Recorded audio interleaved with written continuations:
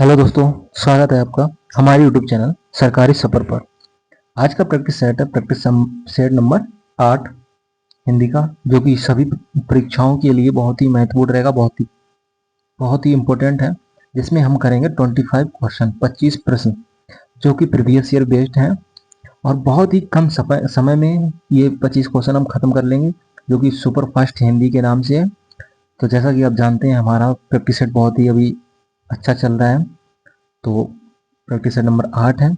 चलिए बिना समय गंवाए स्टार्ट करते हैं अपना प्रैक्टिस सेट नंबर 8 को। तो पहुंचते हैं पहले प्रश्न पर। पहला प्रश्न है, क्या कहता है पहला प्रश्न है प्रश्न नंबर 1। भाषा की सबसे छोटी लिखित इकाई क्या है? भाषा की सबसे छोटी लिखित इकाई क्या है? भाषा की सबसे छोटी लिखित इकाई क्या है कहलाती है? शब्द कहलाती है, वर्ड कहलाती है, ध्वनि कहलाती है, पद कहलाती है। तो इसमें पूछिएगा सबसे छोटी लिखित इकाई। वैसे सबसे छोटी इकाई क्या है? ध्वनि। लेकिन इसमें लिखित इकाई बताएं। लिखित इकाई हो जाती है word. Option number B is right answer. क्या? B is right answer. क्या हो जाएगा? बी राइट आंसर हो जाएगा इसका। अगला प्रश्न, प्रश्न नंबर 2। प्रश्न नंबर 2 कहता है, हिंदी वर्णमाला में मुख्य मूल स्वर याद रखना है। जो मूल स्वर होते हैं वो कितने होते हैं आपको बताना है। जैसे कि मुख्य स्वर तो 11 होते हैं, ठीक, या 7 है, या 4 है, या 2 है। तो मूल स्वर कौन कौन से होते हैं? मूल स्वर होते हैं 4। Option number B is right answer. कौन सा? सी। सी है राइट आंसर। मूल स्वर होते हैं, एक तो छोटा आ होता है,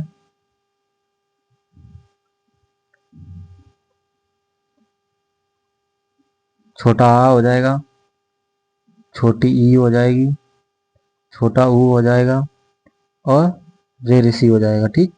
ये होते हैं मूल स्वर। 4 मूल स्वर हैं जो कि। अगला प्रश्न है प्रश्न नंबर 3 क्या कहता है? जो ध्वनि ना स्वर है ना ही व्यंजन है, उनको क्या कहते हैं? जो जो ना तो व्यंजन है ना ही ध्वनि ध्वनि है, ना ही स्वर है ना ही व्यंजन है, उन्हें क्या कहते हैं? संयुक्त व्यंजन कहते हैं, अंतस्थ व्यंजन कहते हैं, अयोग भाग व्यंजन कहते हैं, या ऊष्म व्यंजन कहते हैं। उसको क्या कहते हैं आपको बताना है। तो जो ना ही स्वर है ना ही व्यंजन है, उनको अयोग भाग कहते हैं। क्या कहते हैं? अयोग भाग। Option number C is right answer. कौन सा? सी। क्योंकि कौन कौन से होते हैं अयोग भाग? एक अंग होता है, एक अंग होता है, एक आहा होता है, ठीक, ये अयोग भाग होते हैं। अगला प्रश्न, प्रश्न नंबर 4। प्रश्न नंबर 4 क्या कहता है? छह वर्ड का किस योग से बना है? जो कि छह छतरी वाला छह होता है, वो किन किन वर्णों के योग से बना हुआ है? तो आपको बताना है किन किन वर्णों के, तो किन किन योग से बना हुआ है। वो की होता है, आधा का होता है, और सा षटकोण वाला सा होता है। ये छह कितने शब्दों से बनकर मिला होता है देखते हैं। आधा का हो गया, एक मिनट रुकना,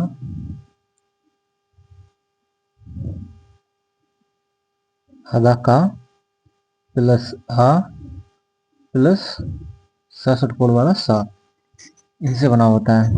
अगला प्रश्न, प्रश्न नंबर 5। प्रश्न नंबर 5 क्या कहता है? अंतस्थ व्यंजन, जो अंतस्थ व्यंजन होते हैं वो कौन कौन से अंतस्थ व्यंजन है? का, खा, गा, या घा होता है, या ला ला वा, शा शा, हा, छ, छ, ज झ। तो अंतस्थ व्यंजन कौन से होते हैं? इसका राइट आंसर है ऑप्शन नंबर बी, या रा ला बा। कौन कौन से हैं? या रा ला और बा। अगला प्रश्न, प्रश्न नंबर 6। प्रश्न नंबर 6 क्या कहता है? हा व्यंजन का उच्चारण स्थान बताना है। हा व्यंजन का उच्चारण स्थान क्या होता है?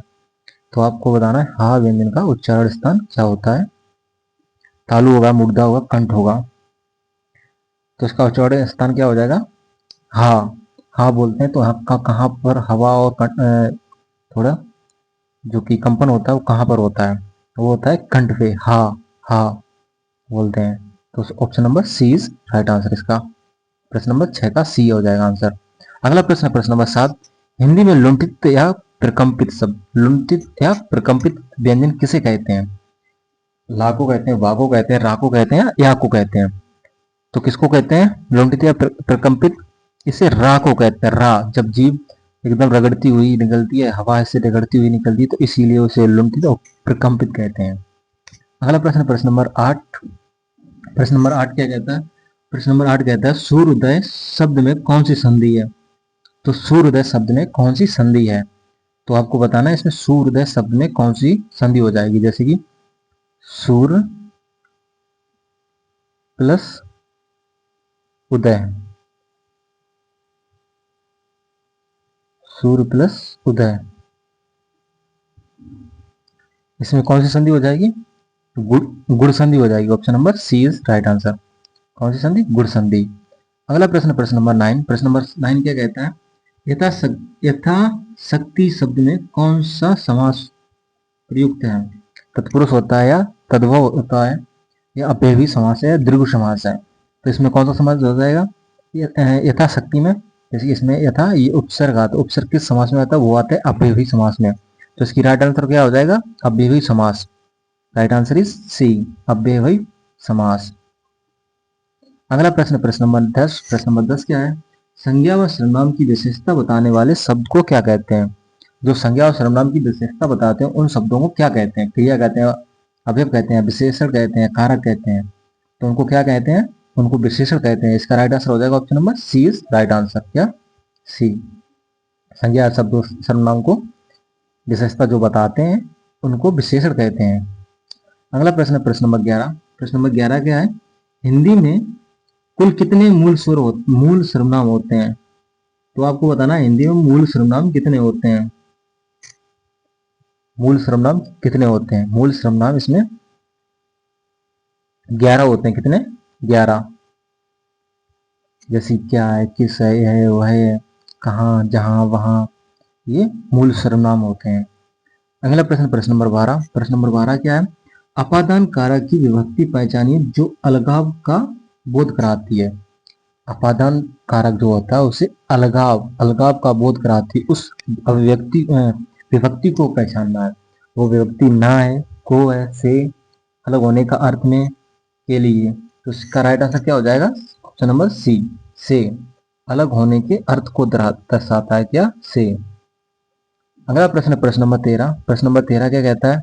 जिस क्रिया से यह पता चले कि कर्ता स्वयं कार्य न करके किसी दूसरे से करवाता है उसे क्या कहते हैं? कौन सी क्रिया कहते हैं? अकर्मक क्रिया कहते हैं, सकर्मक क्रिया कहते हैं, प्रयातक क्रिया कहते हैं या संयुक्त क्रिया कहते हैं? तो अकर्मक क्रिया क्या होता है? उसमें जो उसने कर्म ना दिया। सकर्मक क्रिया जिसमें कर्म के साथ होती है। और संयुक्त क्रिया जिसमें दो क्रियाओं का मेल होता है उसे संयुक्त क्रिया कहते हैं। और प्रयातक क्रिया क्या होती?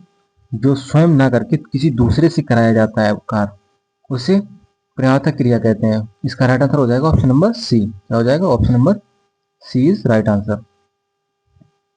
ठीक। अगला प्रश्न, प्रश्न नंबर 14। प्रश्न नंबर 14 क्या है? भूतकाल कितने वेद होते हैं? भूतकाल के कितने वेद होते हैं? तो जैसे कि काल कितने होते हैं? काल 3 प्रकार के होते हैं। काल काल जो है वो 3 प्रकार के होते हैं। कितने प्रकार के? काल 3 प्रकार के होते हैं। काल 3 प्रकार के होते हैं। एक होते हैं वर्तमान, भूत, भविष्य। ठीक। तो भूतकाल कितने प्रकार के होते हैं? भूतकाल 6 प्रकार के होते हैं। अगला प्रश्न, प्रश्न नंबर 15। प्रश्न नंबर 15 है सुख दुख के बीच में लगने वाले चिन्ह को क्या कहते हैं?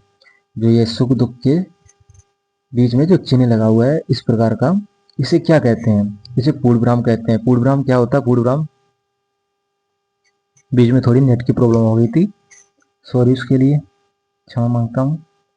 पूर्णविराम का चिन्ह इस प्रकार का होता है। पूर्णविराम चिन्ह इस प्रकार का होता है, सीधा डंडा। अल्प विराम कॉमा होता है। योजक चिन्ह क्या होता है? किसी को जोड़ता है योजक चिन्ह। और विस्मयाद बोधक होता है इस प्रकार का, ये विस्मयाद बोधक होता है। तो योजक चिन्ह सुख और दुख के बीच में योजक चिन्ह ही दिया गया है, जिसे इस प्रकार से लगाते हैं जैसे ये लगा हुआ है। अगला प्रश्न, प्रश्न नंबर 16। प्रश्न नंबर 16 क्या है? आग शब्द का तत्सम रूप क्या होगा? आग शब्द का जो आग शब्द दिया गया उसका तत्सम रूप क्या हो जाएगा? आगी हो जाएगा, अग्नि हो जाएगा, पावक हो जाएगा, अनल हो जाएगा। ये सभी आग के पर्यायवाची हैं। क्या है? आग के पर्यायवाची हैं। तो आक शब्द का तत्सम रूप क्या हो जाएगा? आक शब्द का तत्सम रूप क्या हो जाए? अग्नि हो जाए। क्या हो जाए? अग्नि हो जाएगा। इसका राइट आंसर हो जाएगा option number B. Right answer option number B. अगला प्रश्न, प्रश्न नंबर 17, रसों का राजा रसराज किसे कहते हैं? रसों का राजा रसराज किसे कहते हैं? वीर रस को कहते हैं, करुण रस को कहते हैं, सिंगार रस को कहते हैं, या शांत रस को कहते हैं? तो रसों का राजा किसे कहते हैं? रसों का राजा सिंगार रस को कहते हैं। किसे कहते हैं? सिंगार रस को। Right answer is C. Right answer क्या हो जाएगा? Right answer is C. सिंगार रस को रसों का राजा कहते हैं। अगला प्रश्न, प्रश्न नंबर 18। प्रश्न नंबर 18 क्या कहते हैं?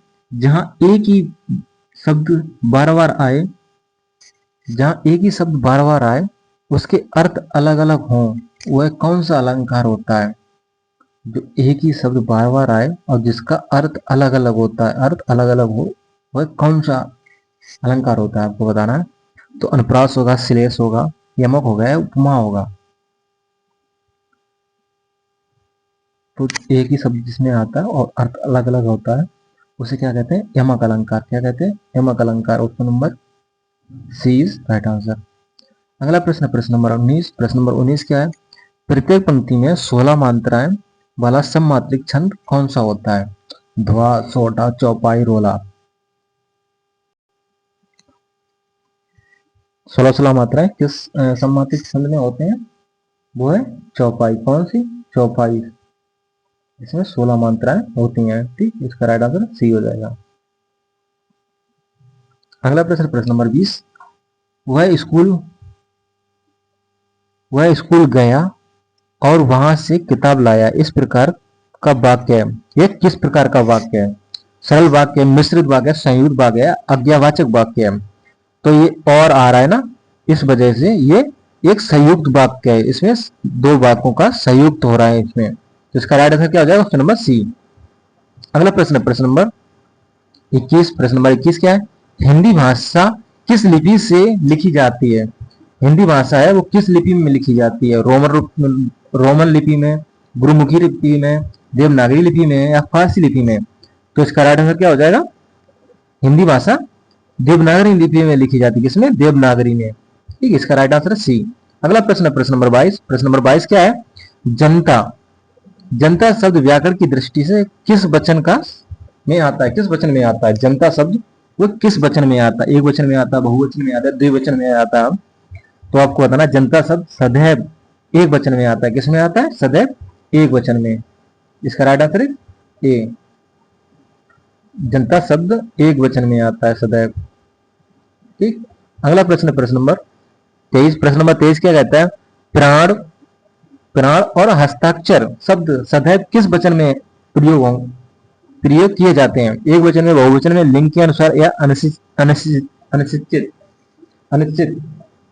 तो इसमें प्राण और हस्ताक्षर जो है वो सदैव बहुवचन में प्रयोग किया जाता है। किसमें? बहुवचन में। बहुवचन में प्रयोग किया जाए। Option number D is right answer.